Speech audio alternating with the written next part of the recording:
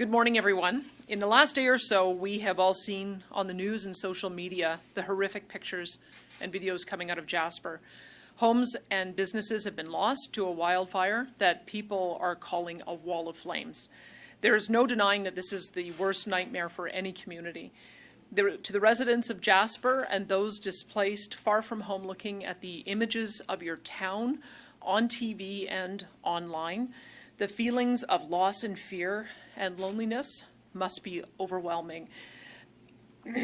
But you are not alone. All Albertans are with you. For many generations, the town of Jasper and the parks surrounding it have been a source of pride. With some of the most beautiful scenery in the entire in the world. Our grandparents visited to experience the majesty of this place with its mountains and lakes and meadows.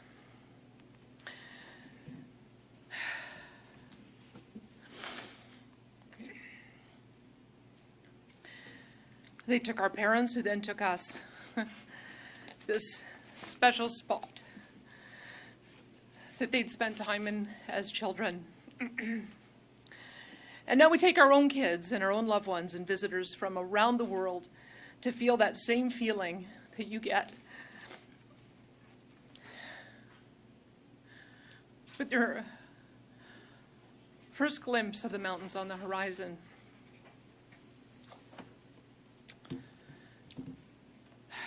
A feeling that even though you've just left home, you're coming home.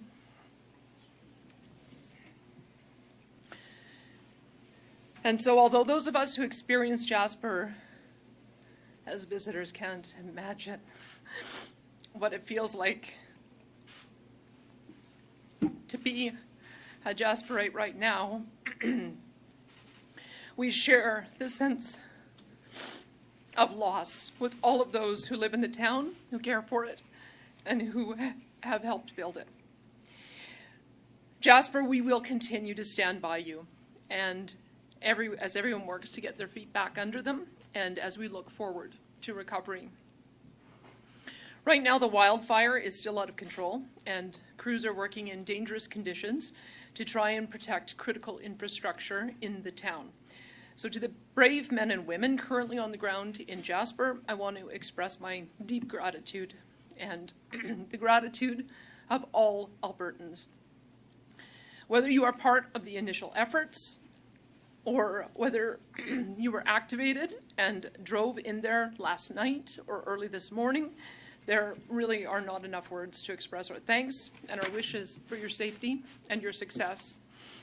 Once again, you've put yourselves on the front lines in a show of true heroism. Thank you for your bravery and your commitment to keeping Albertans safe. Well, I will leave the specific details on the situation and the efforts of those fighting it to Ministers Todd Loewen and Minister Mike Ellis, as well as to our Alberta Wildfire officials here with us today, Stephen Lacroix from the Emergency Management Agency and Christy Tucker from Forestry. Let me assure you that Alberta is doing all that we can. Our Emergency Management Cabinet Committee meeting has been meeting daily for the last several days, and will continue to do so. I have been in communication with the Federal Minister of Public Safety, Dominic LeBlanc. He's the Minister of Public Safety, Democratic Institutions and Intergovernmental Affairs. The Alberta Emergency Management Agency, Jasper Mayor Richard Ireland, and many others. I understand that Minister LeBlanc is being briefed as we speak, and I look forward to meeting with Minister Harjit Sajjan here in Edmonton later this afternoon, where he will join us at our command center. Alberta stands ready to assist in every way that we can, and I have asked Minister LeBlanc to move to a unified command structure so that Alberta can better help. We hope to hear a positive response from Parks Canada on this, and in the meantime, we will continue to provide any and all support that they request in any way that we can. I can tell you that Alberta Wildfire supported the Parks Canada Incident Management Team yesterday. They report that the situation on the ground overnight was extremely volatile.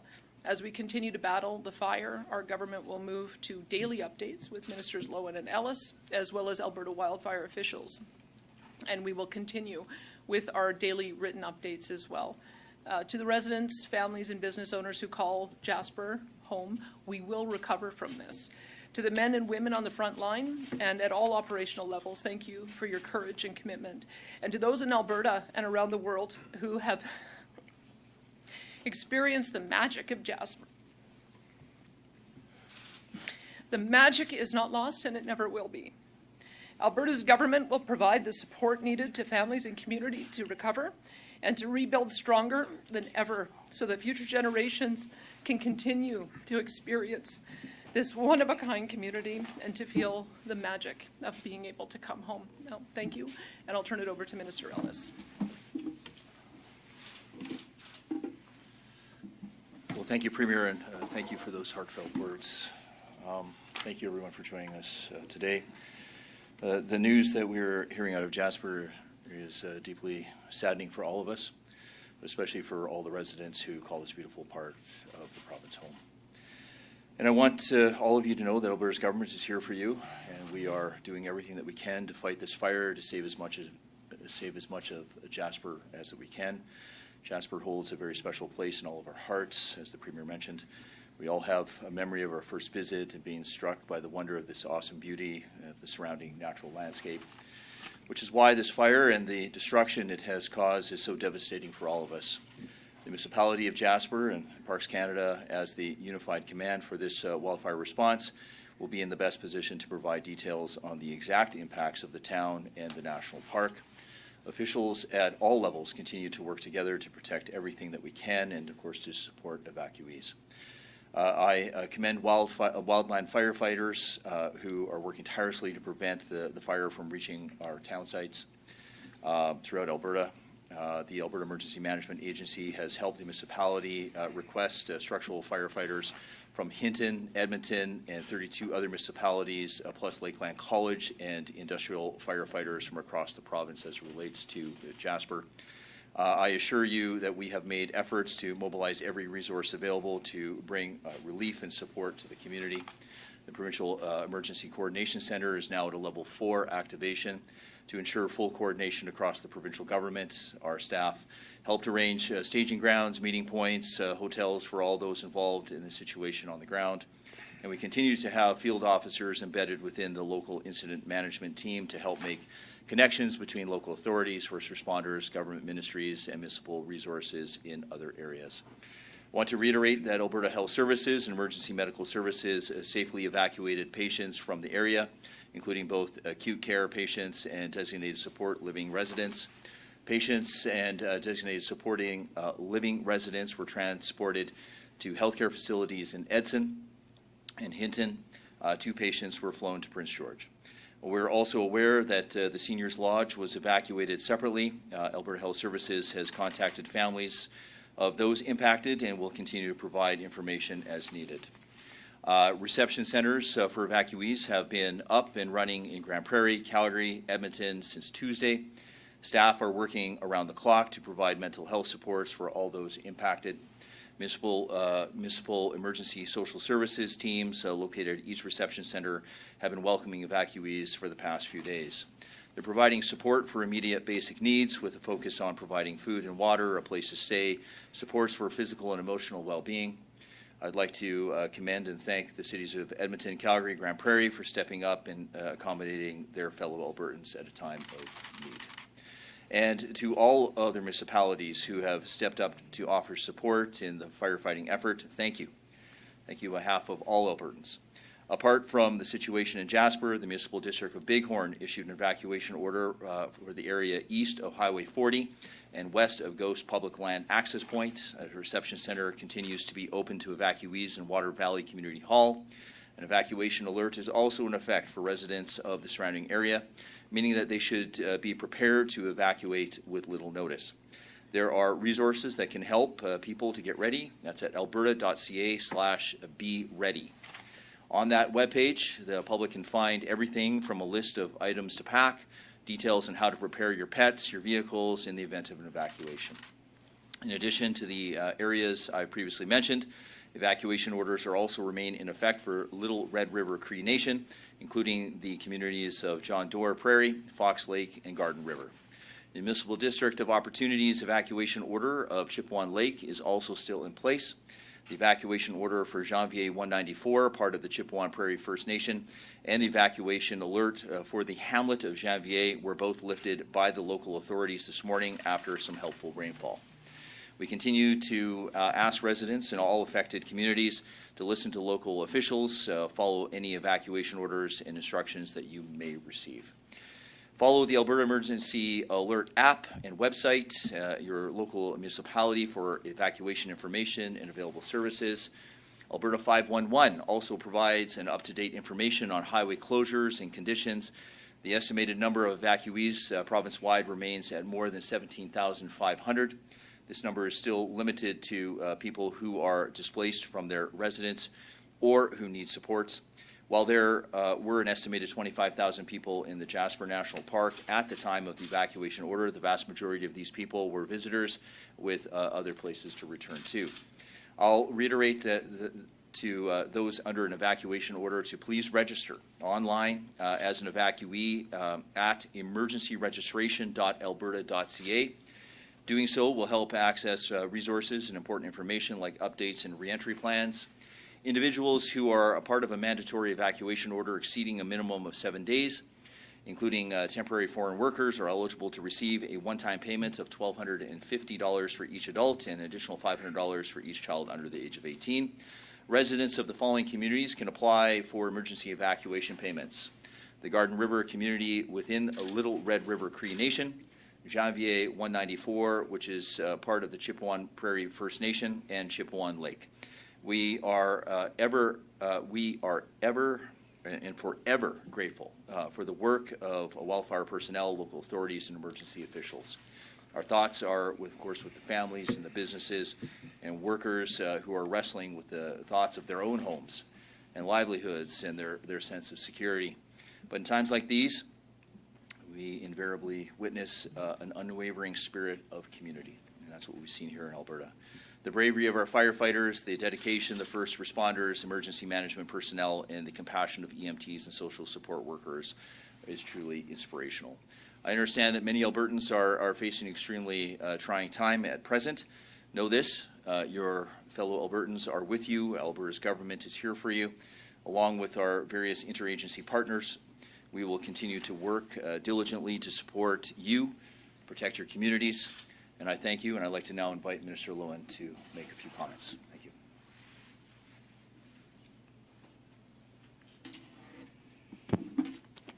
Thank you very much, Minister Ellis, and thanks everyone for being here for this morning's wildfire update. Yesterday marked a truly heartbreaking day in our province's history, as late Wednesday afternoon, the wildfire in Jasper National Park made contact with Jasper townsite. The images we're seeing out of Jasper are devastating, and my heart goes out to the community. Words of any kind seem insufficient right now, but to the people of Jasper, I'm incredibly sorry for your loss. I'd also like to say that we're grateful to community members and visitors for following local alerts and evacuating when they did. While the pain of what's occurring right now is overwhelming, we can all be grateful that residents and visitors are safe. We're thankful, too, for everything our brave firefighters and emergency responders did to try to battle the fire. We know without these firefighters, things could have been even worse. This wildfire is under the command of Parks Canada, and we are assisting them with all available assets and have offered up any help that they require. Alberta's government will continue to lend support to firefighting operations in the region. So far, we've sent firefighters, support personnel, water trucks, a dozer group, helicopters, and air tankers to assist with response on the Jasper wildfire. Alberta's government is also sending an incident management team to help assess the situation, and we have personnel and resources standing by to help as needed. I'd also like to thank our federal partners for responding as quickly as they did to our urgent request for help from the Canadian Armed Forces. We're currently strategizing the best way to utilize these firefighting resources. Alberta once again finds itself in a difficult and dangerous situation due to wildfires. Heightened wildfire danger and activity have taken their toll on the well-being of countless Albertans and communities, and danger levels look like they'll remain high in many areas for the foreseeable future. Alberta currently has over 170 active wildfires burning throughout the province, with more than 50 of these classified as out of control. Many of the wildfires we're seeing at this time of the year are lightning caused, and we unfortunately can't control the weather. But what we can do as a province is exercise extreme caution. Now more than ever, make sure you follow all local advisories and restrictions. While it may not always feel like it, our actions and choices as Albertans play a crucial role in keeping our province safe. Preventing further human-caused wildfires and doing what we can to support our emergency responders will allow them to do their jobs more effectively. Before I hand things over to Christy Tucker, I want to say once again how incredibly grateful we are for the work of all wildfire personnel, local authorities, and emergency officials who are battling wildfires across the province to keep Albertans safe.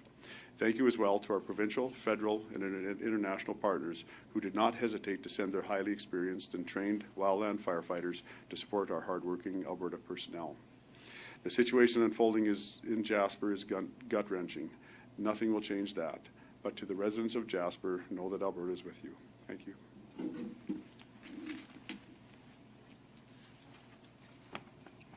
Thank you, Minister. There are 176 wildfires burning in the forest protection area of Alberta. 54 of those are out of control, 50 are being held, and 69 are under control.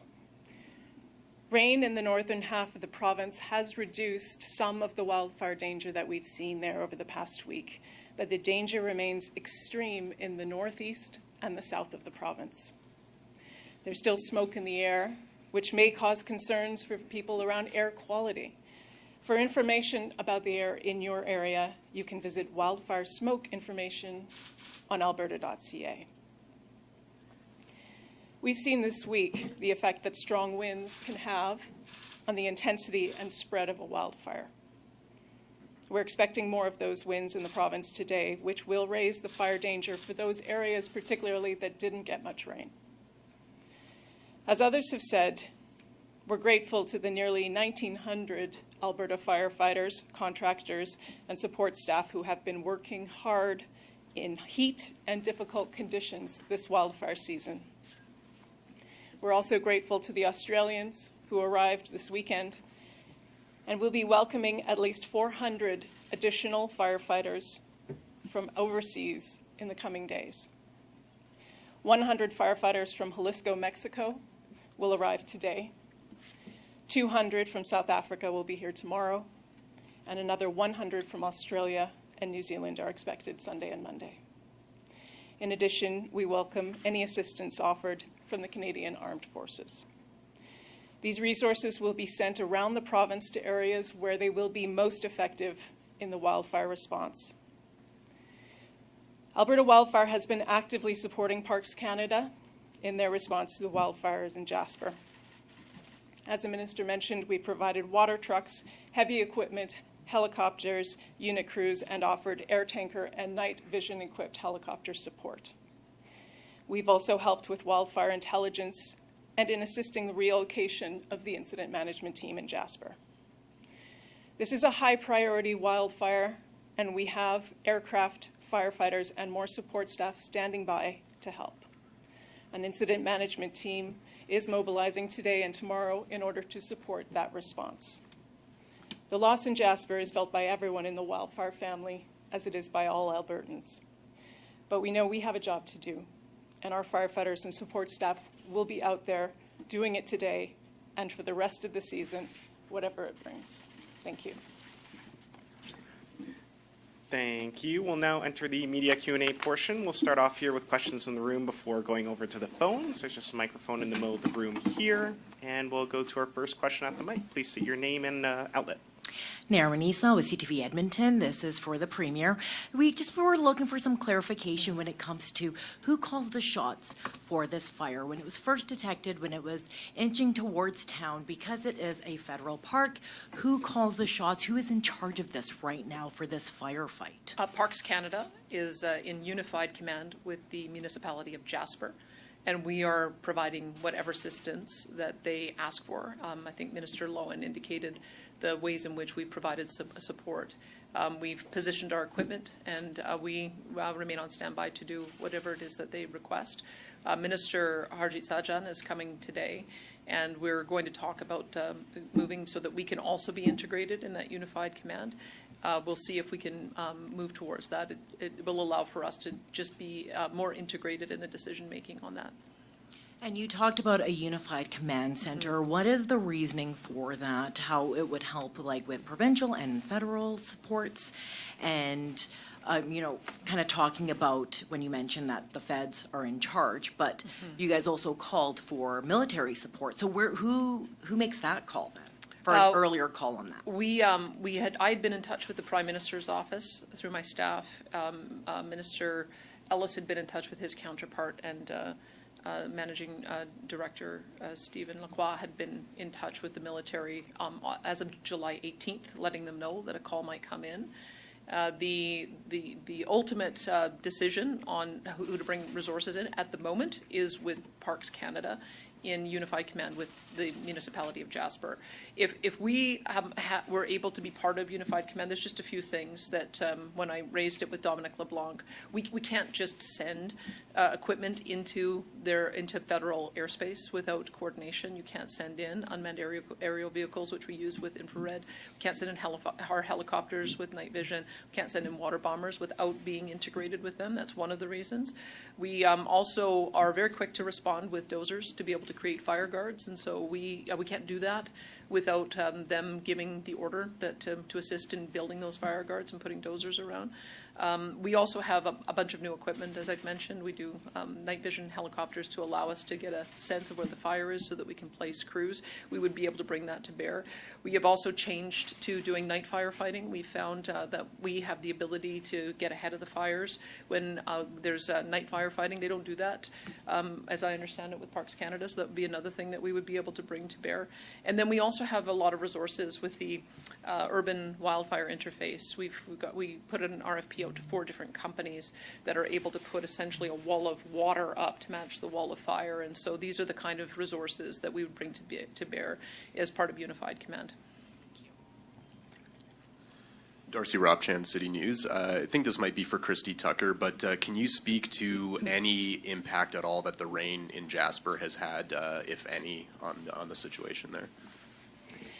Well, I can't say precipitation is always welcome in that it increases the humidity, even if it doesn't fall directly enough water falls on the fire to really suppress the activity fully of the fire. But raising the humidity does tend to lower fire behavior. I saw a statement from Parks Canada today, and they are really best placed to speak to the exact conditions on the fire. But they did say that they did receive some rain. Reports in the area say there was rain on and off overnight, but it really wasn't sufficient in order to really make a humongous change there in the fire that they're dealing with. So this is still obviously a long-term firefight for now. My next question will be for one of the ministers or the premier perhaps, but just with the level of destruction that we're seeing in Jasper, can you talk about the potential to expand benefits for evacuees who may be away from home for a long time? Well, one of the ways in which we support evacuees is that we set up the emergency response centers. As Minister Ellis mentioned, we have them in Grand Prairie, Edmonton, and Calgary. We also provide support for them to be able to go to hotels and be able to get meals. Our program kicks in after day 7, $1,250 per adult, $500 per child, and so there's already 3 communities that have been out 7 days or longer that are going to qualify for that. Minister Ellis mentioned that, but we have a long-term recovery that we'll have to work with our federal counterparts on. We're seeing potentially 30 to 50% structural damage. To give you some idea, I mean, you've seen the images as I have. We don't know particularly which structures have been damaged and which ones have been destroyed, but that's going to be a significant rebuild and significant displacement for a long period of time. Fire is one of those types of hazards that is normally covered by insurance, and so we'll integrate with insurance companies to make sure people have the long-term support to be outside, and then we'll have to have a conversation with our cabinet if there's any gaps that need to be filled. Did you have any more to say on that, Minister Ellis? I think you're going to be speaking with the Prime Minister. Yeah, but sorry, I should just mention, you can add if you want. I believe we've lined up a call with the Prime Minister for 2:30 today, and Minister Harjit Sajjan will be here as well. So, and I've been in touch with the Intergovernmental Affairs Minister, Dominic LeBlanc, and we'll do a briefing afterwards. So at the moment, we still have to put all the fires out. We still have to deal with the immediate emergency and make sure that there isn't more structural damage. And then once that's stabilized, we'll have to do an assessment to get into recovery. Yeah, go ahead. Hey, thanks, Lisa Johnson with the Canadian Press. Premier, you mentioned 30 to 60% structural damage. I'm wondering if you can give us a few more details of what critical infrastructure is left in the town that now needs to be protected. All I can say, I mean, we haven't had a line of sight on what has happened. As you probably saw, when structural firefighting is very different, because when structures start to burn, it sets off a toxic amount of chemicals in the air. So many of the Parks Canada officials had to leave last night, and so there was structural firefighters that remained.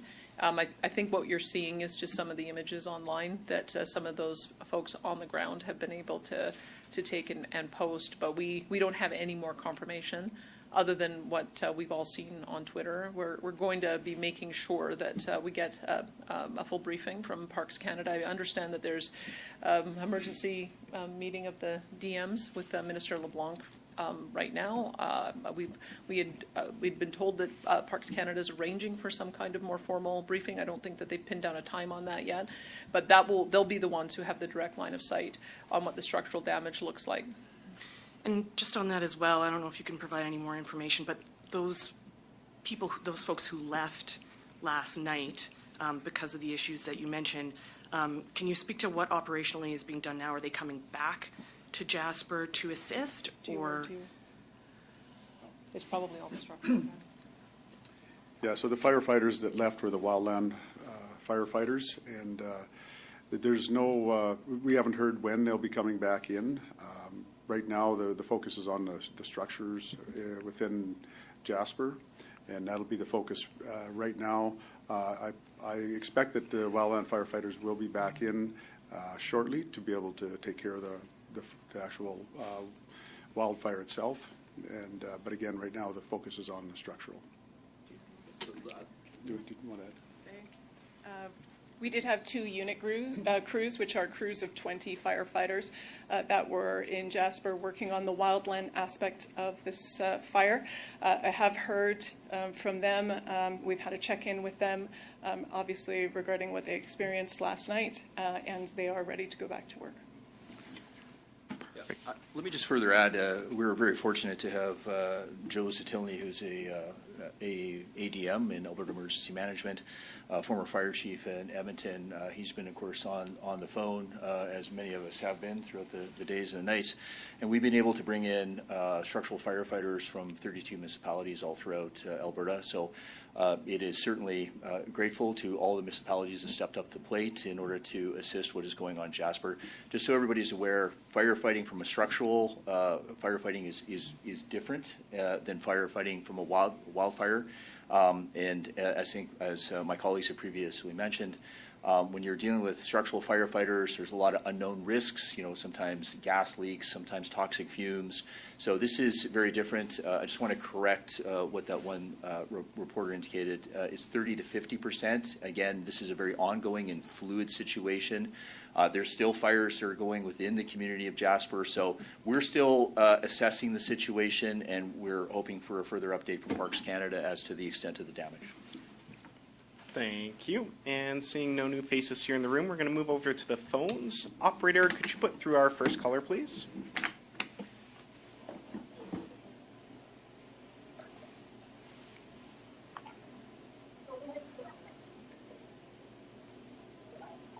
Operator, could you put through our first caller on the line, please? The lines are open. Mr. Charles DeLisle. Hello, Charles DeLisle, Radio Canada, Alberta. My question is for Steven Lacroix, if he could answer in French. Basically, what happened? What, did it move too quickly? Can we get an answer in French? Oui, je vais répéter ce que la première ministre a déjà mentionné. ce qui est essentiellement arrivé, c'est que les vents extrêmes ont fait en sorte que le feu a augmenté de façon totalement incontrôlable et progressé vers la municipalité de Jasper. Donc, c'est essentiellement ce qui s'est passé. Pas grand-chose qui pouvait être fait de plus. Et aussi, je mentionnerais que c'était tout sous l'égide de Parc Canada et de la municipalité de Jasper qui gérait l'incident, qui est en fait dans un parc national sous laquelle, à ce moment-ci, la province, bien contente d'entrer en une forme de commandement partagé avec les deux autorités que j'ai mentionnées, et sous l'égide de Parc Canada et de la municipalité de Jasper, encore une fois. Merci. Yes, so essentially, I kind of repeated what the Prime Minister said. Stated that the fire became out of control, or was already out of control, but it was uncontrollable is the way I would depict it, due to the wind gusts that brought the fire up to about 100 meters high at one point, and covered an inordinate amount of space in a very little amount of time, which led us to the situation that we're in.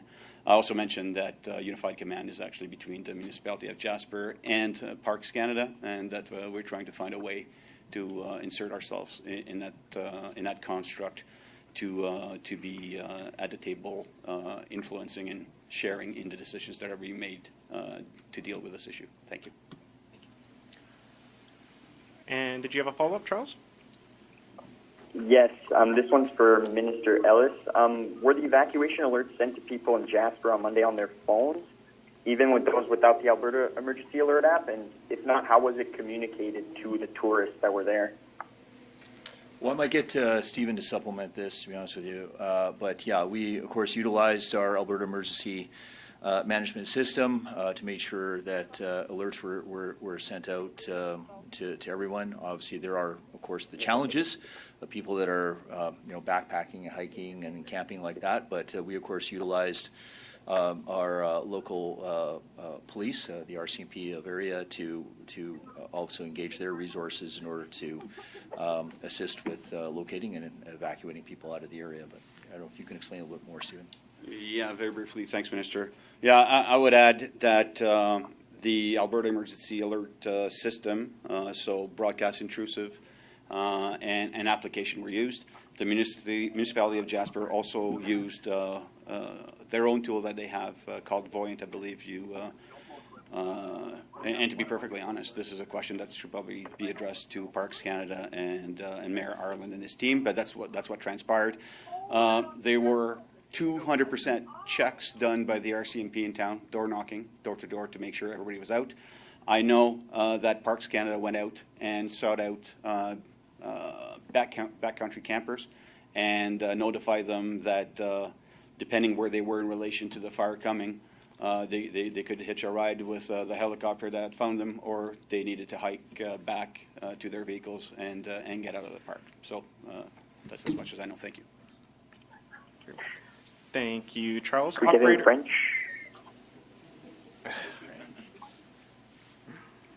OK, Charles, je vais essayer de me rappeler de ce que je viens de mentionner en anglais. Donc, on a une application, telle que mentionné, qui distribue les alertes de façon intrusive sur les téléphones de toutes les personnes qui sont dans, disons, la région géographique de l'alerte. Il y a aussi une application qui permet de distribuer ces alarmes. La municipalité de Jasper a aussi un autre système qui s'appelle Voyant, qui ont utilisé. Par la suite, la GRC a visité 100% des résidences de la municipalité de Jasper. Donc, la journée même où l'alerte a été donnée et le lendemain pour s'assurer que tout le monde avait quitté les lieux. Parc Canada a aussi fait ce qu'il y avait à faire pour aviser les campeurs qui étaient dans l'arrière-pays en train de camper ou de faire de la randonnée pédestre ou de l'alpinisme. Et finalement, c'est une question qui était peut-être mieux adressée, encore une fois, à Parc Canada et à la municipalité de Jasper, qui ont été les autorités qui ont émis l'alerte en premier lieu. Merci. Thank you, Charles. And operator, could you put through our next caller? The next one is from Vincent McDermott. Please ask your question. Hi. This would probably be for everybody here. After the 2016 wildfire in Fort McMurray, Alberta announced evacuees would get emergency financial relief 2 days after the evacuation. Jasper has seen similar destruction to Fort McMurray. Actually, if we're talking percentage-wise, Jasper lost a greater percentage of the town. So why not just authorize those payments now? I mean, does anyone here really believe this evacuation will last fewer than 7 days? One of the decisions that we made in previous emergencies is that we would wait for 7 days, because there's oftentimes you can return within a shorter period of time. As has happened, we have had evacuations already this fire season, which started early, and we have been able to get people back home within 7 days. There is a Treasury Board process that we have to go through in order to be able to accelerate or expedite that. And so we'll be meeting as an emergency management committee each day, gauging it. But the main thing that people need right now is to have the immediate support. So the support of the hotels, the food, the emergency evacuation, that's part of the reason why we wait until 7 days, because we know that we have a lot of support that we're able to give as people are figuring out where they're going to go, find out whether they're going to be able to return home, find out whether their home is going to survive. We'll gauge it. We'll listen to feedback about how people are feeling. But we know that this is going to be, for many people, a long-term period of time that they will be out. We'll have to obviously work with their insurance companies to ensure as well that they're able to get the support payments through insurance so that they can be supported that way also. But we do want to do whatever we can to be supportive. And did you have a follow-up, Vincent? Sure. Well, Fort McMurray had the advantage of high vacancies during the wildfire because the oil sands boom had just ended, and the main industry up here was able to restart pretty quickly. So Jasper, does not have high vacancies, and tourist infrastructure is in rough shape. So are there any ideas about where residents who lost their homes will be staying while they await their rebuild? Look, I mean, we're right in the middle of fighting fires still. There's still dangers in the community. There's still structural fires occurring. So I think in any development of an emergency response, you have to deal with the immediate fire and the immediate danger, which is what everyone is doing. We'll continue meeting as an emergency management committee to identify the steps along the way once we do move into recovery and have a better sense of how many people are going to be displaced. But I think it's a bit too early for us to plan that until we know we have some certainty about what structures have been damaged. Thank you, Vincent. Operator, could you go ahead and put through our next caller, please? Yes, the next one is from David Staples. Please ask your question. Thanks for taking my call. I'd just like to clarify a point that was raised earlier. Premier, you mentioned that Alberta has the capacity to fight fires at night with helicopters and, if I'm not mistaken, you said water bombers. What is the difference when it's run by Parks Canada? For them to use that kind of equipment, what's the process where they can use that kind of equipment, that night fighting ability? And was that requested, if it's their responsibility to request that, was that requested earlier this week?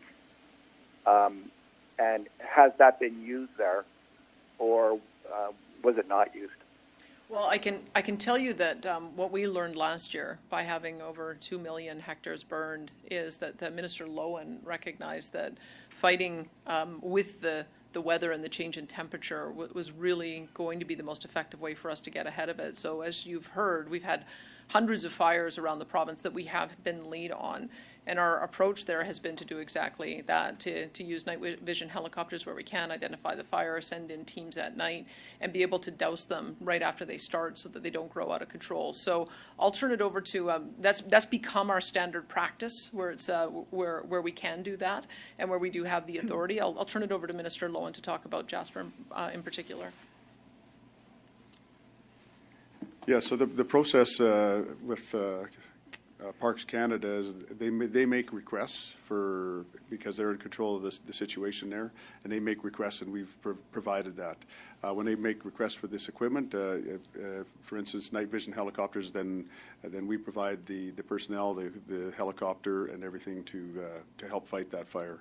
And that's the way it's worked in this situation all the way through. We've provided Parks Canada with every request that they've had, we've fulfilled, and made sure that they had every available resource that was possible. So I'm not, Christy, did you have something to add? I just say we have used night vision enabled helicopters very effectively so far this season. They allow us to understand the perimeters of a fire and even fight the fire overnight while the activity is low. We did make night vision helicopters available to Parks Canada to use on the wildfire in Jasper last night. Unfortunately, conditions meant that aircraft were not able to fly because of that extreme weather, smoke. It's not possible to fly in all conditions, unfortunately, and we were unable to use night vision last night. Thank you. And David, did you have a follow-up? Yeah, so usually when there's a massive wildfire in Alberta, there's often major reports that come out investigating best practices and what caused it. We already have, of course, tons of theories and ideas about what caused this fire. And I'm just wondering what the post-mortem process will be for this particular fire.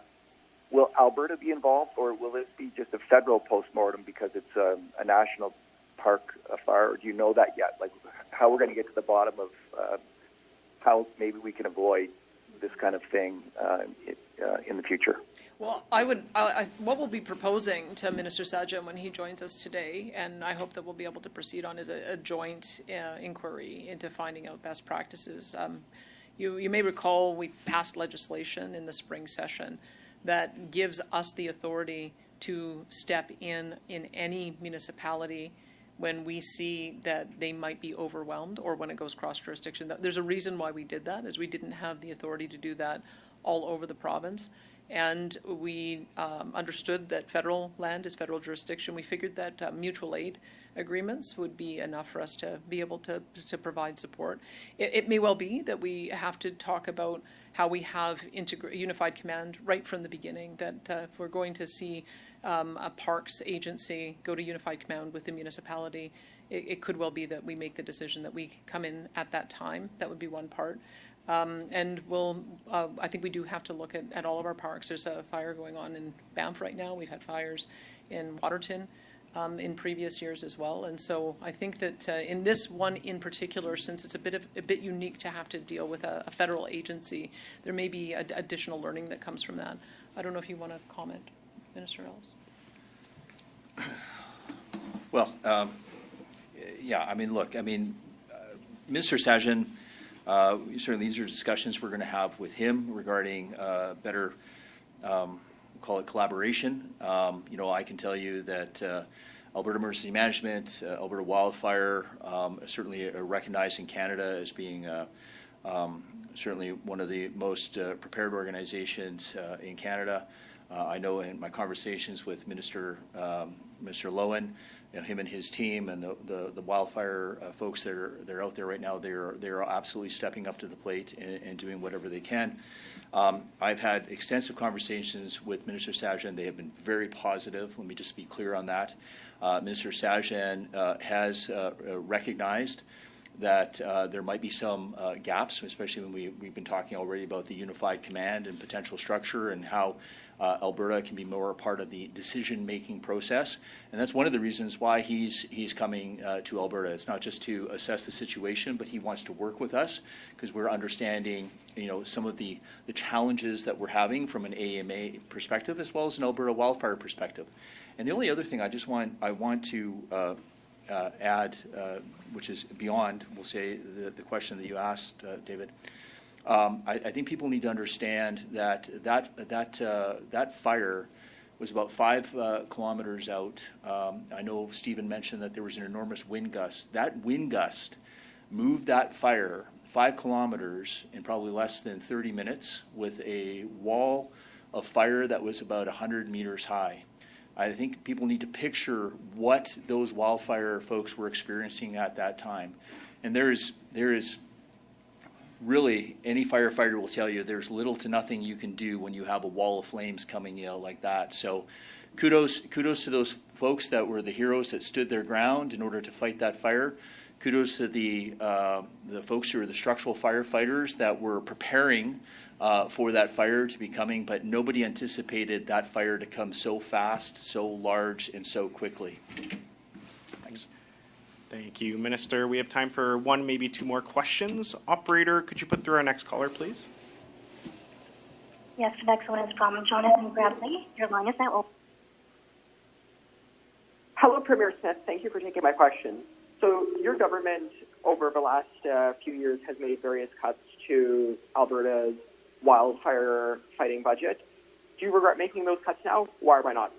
Well, look, I mean, my first firefighting season was last year, and what we did in response to that was we increased the firefighting budget by 50%. In 2023-4, it was $100.4 million. In 24-25, we increased it to $155.4 million, and that's the highest it's ever been. And there's a reason for that. Is that we knew that we needed to get some of the equipment and change some of the practices, as Minister Loewen had mentioned. We declared the start of forest fire season early. We had all of our personnel hired and in place by April 15th, which is May 15th. By May 15th. And in addition to that, because of the amount of damage that we saw last year, when I first came in, we had a $1 billion contingency. My first budget, we increased that to a $1.5 billion contingency. And this budget, we increased to a $2 billion contingency. So there is no limit to the amount of money that we will spend to make sure that we have the resources that we need and to make sure that we have the money available to assist with the recovery. So I would say that we've looked at the lessons of the past and we made the appropriate amount of investment in this budget year. And did you have a follow-up, Jonathan? Yeah. So you spoke about Jasper and how the community is destroyed and damaged, and how the Alberta government is going to be there to assist. What will your government do to assist with rebuilding Jasper? Well, look, I mean, this is, again, one of the conversations we'll have to have with Minister Sajjan as well as Minister LeBlanc when he's here today, because I've observed, for instance, that a similar tragedy in British Columbia 3 years in, they haven't begun reconstruction, and we have to be able to accelerate and move faster than that. This is one of the most important jewels in our national park system, not only in the province but in all of Canada. And so anything we can do to accelerate some of the development approvals, where we want to be able to work collaboratively with the federal government on that. What often happens is that the municipality and province takes the leads on rebuilding, and then we cost share with the federal government in these kinds of disasters. So we just want to make sure that there aren't any obstructions or barriers in being able to get the rebuilding done. Thank you. And we have time for one last question. Operator, could you put through the next caller, please? Yes, the next one is from Dennis Cupton. Please ask your question. And that's a question pertaining mostly to Northern Alberta, so I guess Christy Tucker would be the best place to answer it. You did say that the conditions are a bit better in this part of the province at this time. Can you kind of elaborate on that and what is going on, given also the fact that local municipalities have lifted the evacuation alert in the hamlet of Janvier? Yes, the actions of municipalities is an indication of the change in conditions that we have seen in the northern, many parts of the north of the province. We have seen precipitation come in that has been extremely welcome to the teams that are working hard on those areas with communities that have been evacuated or have been under threat of evacuation. Obviously, those are still a priority for Alberta Wildfire, and no matter what else is going on in the province, and we are getting the resources in to allocate as needed. It also gives us an opportunity to move teams around, move aircraft around, move equipment where we need it at any given time in the province. So certainly Many people in the north of the province happy to see some rain, firefighters among them, but it may mean that they are relocated somewhere else where we are seeing rising wildfire danger, as we have seen quite a lot of activity in the south as well. And one of the things to mention to people in the south of the province, many haven't experienced the same kind of conditions that we have seen up north, and they're getting them now. Things are very dry and very hot, and we are seeing winds in that area of the province, and we've seen the effect that wind can have on fire. But one thing to mention is that Alberta Wildfire needs water for our skimmers, and we often use natural lakes and bodies of water that are in the area to allow us to move quickly to drop water where we need to on wildfires. We've had some reports of people in boats and watercraft who may not have moved out of the way quickly enough when skimmer needs to collect water. We do need people to be aware, particularly in those areas with a wildfire in the vicinity. If you see an air tanker, a skimmer, a wildfire plane coming towards the lake, please get out of the lake so it's safe for us to collect water. We can drop it quickly on wildfire and respond as quickly as we need to. Thank you. And did you have a follow-up, Dennis? Yes. This is perhaps mostly for the Premier or one of the ministers. You did request support from the Canadian Armed Forces. Can you kind of elaborate on how the military resources will be utilized and what personnel did you request specifically? So is it going to be combat engineers who will practice kind of their training and their craft, or is it going to be infanteers and personnel from the land forces who are going to be assisting firefighters, and also where do you anticipate military personnel to be deployed? Yeah, first of all, I would just mention that, I mean, the world has become a very dangerous place in recent months and years, and we know that our men and women in uniform have to be deployed. I understand there have been some deployments of the PPCLI, which is who we relied on last year. And so last year they were able to provide us 300 individuals who were trained in forest firefighting. And so I don't know if we'll be able to get the same number this year, but the kind of supports that we've requested in the letter that Minister Ellis wrote was the provision of firefighting resources, provision of wildfire mitigation resources in order to reduce the risk to homes, businesses, critical infrastructure, and communities, prepositioning of strategic airlift resources for the evacuation of isolated communities. We used them last year for Fort Chipewyan. Air support to be able to remove wildfire crews and equipment. Aerial infrared scanning and collection of wildfire status information, and logistics support. I think either Stephen might be able to explain a little bit more. Yeah, thank you, Premier. I would also add that, as Premier Smith mentioned, we warned off our counterparts and our colleagues on July 18th. Today at 1 o'clock, actually, the commander of Joint Task Force West, Brigadier General Wade Rutland, is meeting with Alberta Wildfire officials to strategize about where these troops will have the most effect in the province.